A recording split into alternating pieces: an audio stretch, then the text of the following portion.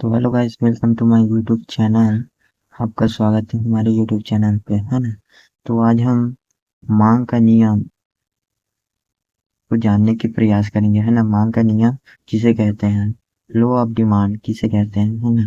तो मांग के नियम का अर्थ, मांग के नियम में वस्तु की कीमत और मांग की मात्रा में विपरीत संबंध पाया जाता है। जब किसी वस्तु की मूल्य बढ़ता है तो उसकी मांग घट जाती है, और जब वस्तु की मूल्य में कमी होती है तो उसकी मांग में वृद्धि होती है। यह मांग का नियम कहलाता है। अर्थात जब किसी वस्तु की मूल्य में वृद्धि होती है तो उसकी मांग घट जाती है, और जब किसी भी वस्तु की उस वस्तु के मूल्य में कमी होती है तो उसकी मांग बढ़ जाती है। यही मांग का नियम कहलाता है ना। तो अर्थात आपको पता हो जाएगा, पता है। मांग का नियम की परिभाषा पढ़ लेते हैं, उसके बाद आपको और समझ आ जाएगा, है ना। प्रोफेसर मार्शल के अनुसार यदि अन्य बातें समान रहे तो इसका तात्पर्य है कि वस्तु की कीमत, उपभोक्ता की आय, उपभोक्ता की रीति रिवाज, रहन सहन, खान पान में कोई प्रकार के परिवर्तन नहीं होना चाहिए। उपभोक्ता की आय में परिवर्तन नहीं होना चाहिए। वस्तु की कीमत में कोई प्रकार के परिवर्तन नहीं होना चाहिए। भविष्य में वस्तु की कीमत में वृद्धि होने की कोई प्रकार की शंका नहीं रहनी चाहिए, है ना। ये आदि बातें तथा संबंधित वस्तुओं के मूल्य में कोई प्रकार के परिवर्तन नहीं होना चाहिए। जैसे पूरक वस्तु कार और डीजल, और स्थानापन्न वस्तुएं जैसे कॉफी और चाय, है ना। ये इसमें कोई प्रकार के परिवर्तन नहीं होना चाहिए।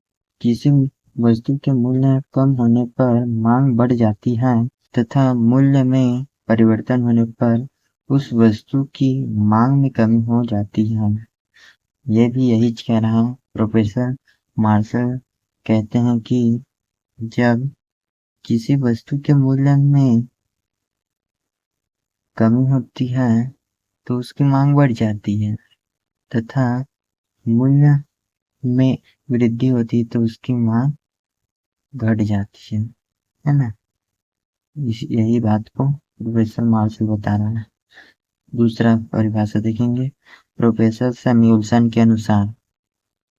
ये भी वही अन्य बातें समान रहे तो, है ना, पहले बता चुका हूँ। इसका मतलब, तो किसी वस्तु की अधिक मात्रा में बाजार आती है तो उस वस्तु को बाजार में कम मूल्य में बेची जाएगी। बिल्कुल सही बात है। जब किसी वस्तु की मात्रा अधिक बाजार में आती है तो उस वस्तु की जो कीमत है ना, वो कम हो जाती है। यही कह रहा है। तो आइए इसमें इसकी मान्यता देख लेते हैं। मांग के नियम की मान्यता, है ना। मांग के नियम की मान्यता। पहला, मांग के नियम की मान्यता, है ना। तो पहला है उपभोक्ता की रुचि पसंदगी में कोई परिवर्तन नहीं होना चाहिए, है ना। इसका मतलब ये है कि उपभोक्ता की रुचि, है ना, पसंदगी में कोई प्रकार की बदलाव या परिवर्तन नहीं होना चाहिए। यह स्थिर रहनी चाहिए, तभी मांग की नियम की मान्यता लागू होगी। दूसरा, उपभोक्ता की आय स्थिर होना चाहिए, है ना। उपभोक्ता की आय, अर्थात उपभोक्ता की आय स्थिर होना चाहिए, तभी मांग के नियम की मान्यता लागू होगा। अन्यथा उसकी आय में वृद्धि हो जाएगी तो यह लागू नहीं होगा। वस्तु की कोई स्थानापन्न नहीं होना चाहिए। अर्थात स्थानापन्न से तात्पर्य है कि वस्तु की कोई प्रकार की स्थानापन्न नहीं होना चाहिए। अर्थात चाय और कॉफी नहीं होनी चाहिए, है ना। ये स्थानापन्न वस्तु है, एक ही वस्तु होनी चाहिए। चौथा है वस्तु प्रतिष्ठा मूलक नहीं होना चाहिए। इसका मतलब यह है कि वस्तु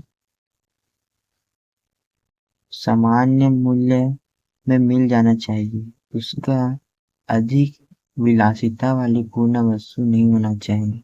जिससे व्यक्ति खरीदने में या दिखावे के लिए खरीदे, न कि अपने उपयोग के लिए।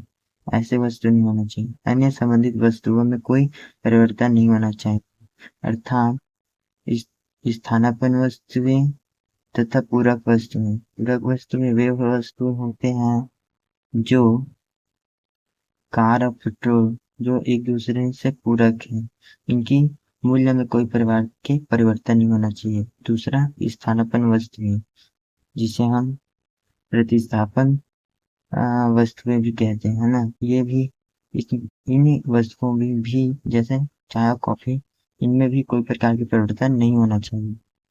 ये आदि इसमें डायग्राम है। जब वस्तु की प्रति इकाई कीमत में हम तालिका से देखेंगे तो हम तालिका द्वारा स्पष्टीकरण करें तो वस्तु की प्रति इकाई कीमत वस्तु की मांगी गई मात्रा है। जब वस्तु की 20 रुपए कीमत होता है तो उसकी मांगी गई मात्रा 5 होती है। जब वस्तु की कीमत 20 से घटकर 15 हो जाती है तो उसकी मांगी गई मात्रा में 5 से बढ़कर 7 हो जाती है ना। और जब वस्तु की कीमत में 15 से घटकर 10 हो जाती है तो उसकी मांगी गई मात्रा में 7 से बढ़कर 12 हो जाता है।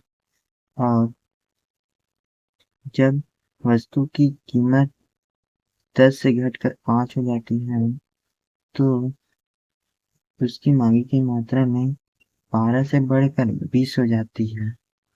इस तरह हम तालिका द्वारा स्पष्टीकरण मतलब समझे हैं, इनको रेखा चित्र द्वारा समझे। जैसे ओ एक्स अक्ष पर वस्तु की मांगी गई मात्रा को दर्शाया गया है, ओ वाई अक्ष पर वस्तु की प्रति इकाई कीमत को दर्शाया गया है ना। जब मूल्य 20 रुपये होता है तो मांगी गई मात्रा 5 होती है। जब ओ 15 कीमत वस्तु की कीमत 15 होती है, 20 से घटकर 15 होती है तो उसकी मात्रा में 5 से बढ़कर 10 हो जाती है। जब वस्तु की कीमत 15 से 10 हो जाती है तो उसकी मात्रा में 10 से बढ़कर 15 हो जाती है। और जब वस्तु की कीमत में 10 से 5 हो जाती है, कमी होती है, तो इस तरह 15 से बढ़कर क्वांटिटी 20 हो जाती है।